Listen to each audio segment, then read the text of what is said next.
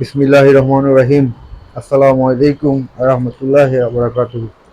প্রিয় বন্ধুরা, দেশ প্রবাসে যে যেখান থেকে আছেন, আমরা আছি আমাদের বাড়ির সামনে দিঘিতে। আসলে এবারে বন্যায় প্রচুর মাছ চলে গেছে, যেটা বলার মতো না। দিঘি থেকে অনেক মাছ চলে গেছে। ওই যে দিঘিতে খাবার দিচ্ছি, দেখতে পারতেছেন আমাদের শাহজাহান ভাই খাবার দিতেছে। তো আসলে অনেক মাছ চলে গেছে। আর এই অনাকাঙ্ক্ষিত বন্যা যে ক্ষতি হয়েছে সেটা অতুলনীয়, বলার মতো না। তারপরও আল্লাহ রাব্বুল আলমিনের কাছে হাজার শুক্রিয়া আদায় করি। যা দিচ্ছেন আল্লাহ দিচ্ছেন, আবার আল্লাহ নিয়ে গেছেন, এটাই বিশ্বাস করি। এটা যাক কোনো ক্ষেত্রেই আল্লাহ রাব্বুল আলমিনের সব কিছুই কৃপা।